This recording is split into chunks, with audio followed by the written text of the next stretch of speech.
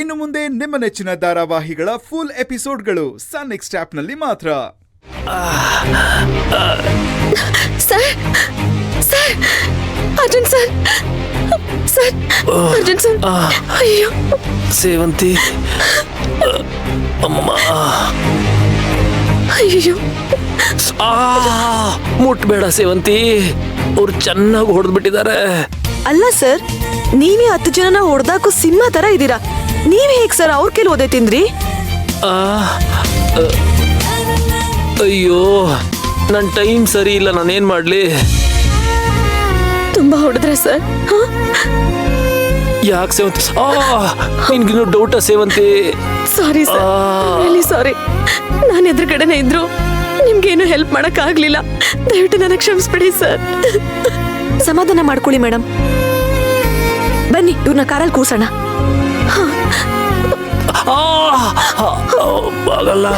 ಸಾಕು ಸರ್, ಈಗ್ಲಾದ್ರೂ ನಿಮ್ ಡ್ರಾಮಾ ನಿಲ್ಸಿ. ನೀವು ಮಾಡ್ತಿದ್ದು ಡ್ರಾಮಾ ಅಂತ ನನಗೆ ಗೊತ್ತಾಗಿದೆ.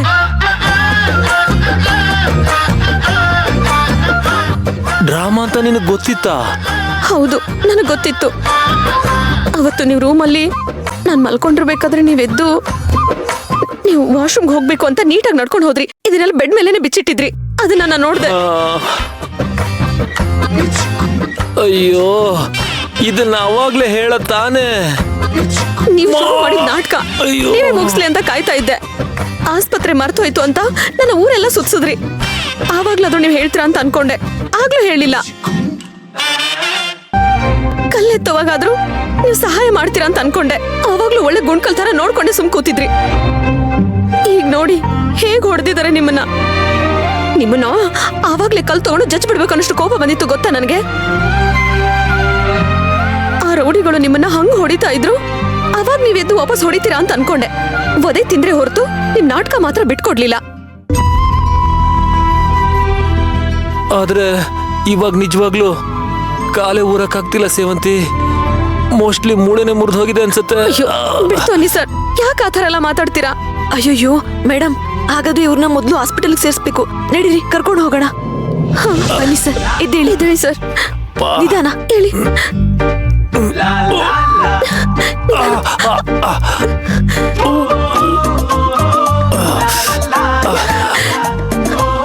ಅಮ್ಮ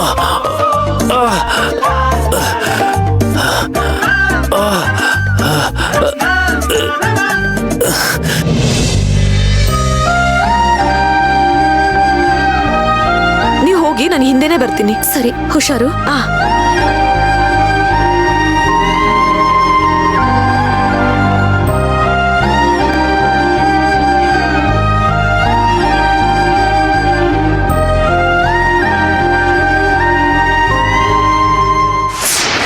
ನೀವು ಕರ್ಕೊಂಡು ಬಂದ ನರ್ಸು ಎಲ್ಲೆಲ್ಲಿ ಹೋಗ್ತಾಳೆ, ಏನೇನು ಮಾಡ್ತಾಳೆ, ಯಾರ್ಯಾರ ಜೊತೆ ಕಾಂಟ್ಯಾಕ್ಟ್ ಇಟ್ಕೊಂಡಿದ್ದಾಳೆ, ಇದ್ರ ಬಗ್ಗೆ ನನಗೆ ಪ್ರತಿದಿನದ ಅಪ್ಡೇಟ್ಸ್ ಬೇಕು. ಆಯ್ತು ಬಾಸ್, ಓಕೆ.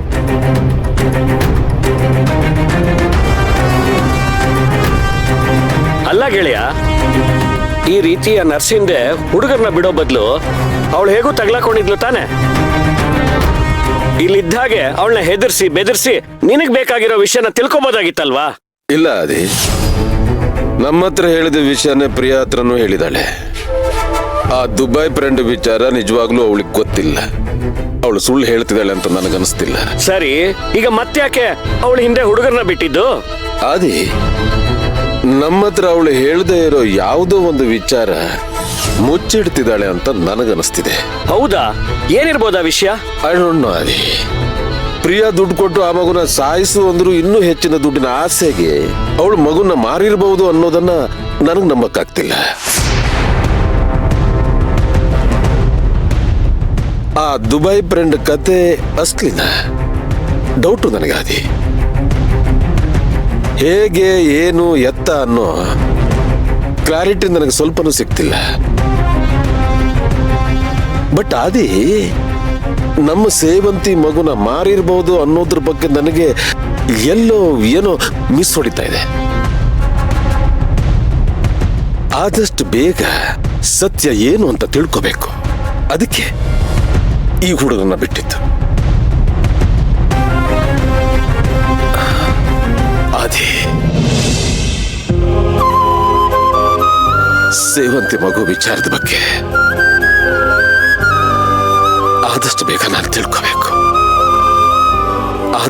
ನಾನು ತಿಳ್ಕೋಬೇಕು. ಆಮೇಲೆ ಆ ಮಗುನ ನನ್ನ ಸೇವಂತಿ ಮಡ್ಲಿಗೆ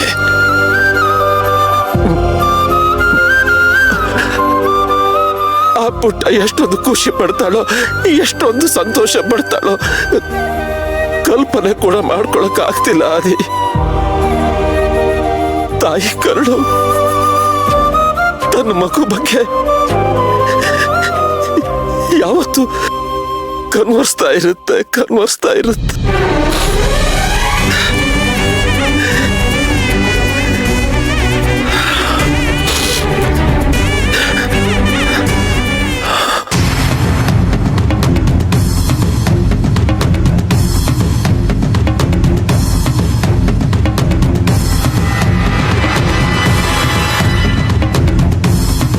ಕರ್ಣ, ನೀವು ಬಿಸ್ನೆಸ್ ವಿಷಯ ಮಾತಾಡ್ಬೇಕು ಅಂತ ತಾನೇ ನನ್ನ ಕರ್ಕೊಂಡ್ ಬಂದಿದ್ದು. ಆದ್ರೆ ನಿಮ್ ಉದ್ದೇಶ ಅದಾಗಿರ್ಲಿಲ್ವಾ? ಅದೇನೋ ಸರ್ಪ್ರೈಸ್ ಅಂತ ಹೇಳಿದ್ರಿ, ಇದೇನಾ ಸರ್ಪ್ರೈಸು? ಮಣಿ, ಅದು ಒಂದು ನಿಮಿಷ ನಾನು ಹೇಳೋ ಮಾತನ್ನು ಕೇಳು. ಸುತ್ತಿ ಬಳಸಿ ಮಾತಾಡ್ಬಿಡಿ ಕರ್ಣ.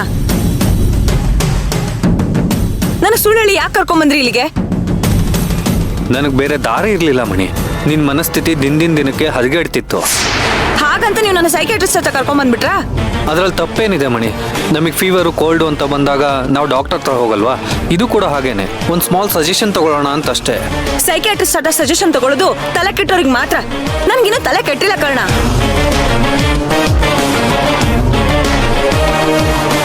ಅದ್ಯಾವ್ದೋ ಮಗು ಬಂದು ನನ್ನ ಹೆದರ್ಸಿ ನನ್ ನೆಮ್ಮದಿ ಹಾಳು ಮಾಡ್ತಾ ಇದ್ರೆ ನೀವ್ ಈ ತರ ನೆಮ್ಮದಿ ಹಾಳು ಮಾಡ್ತಾ ಇದ್ರಾ?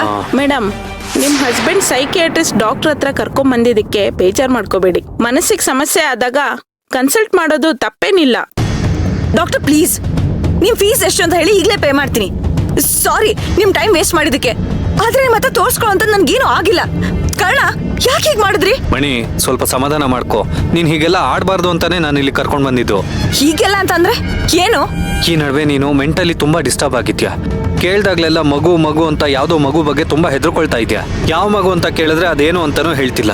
ನನಗೆ ನಿನ್ ಬಗ್ಗೆ ತುಂಬಾ ಚಿಂತೆ ಆಗಿದೆ ಮಣಿ. ಅದಕ್ಕೆ ನಾನು ನಿನ್ನನ್ನು ಇಲ್ಲಿ ಕರ್ಕೊಂಡ್ ಬಂದಿದ್ದು.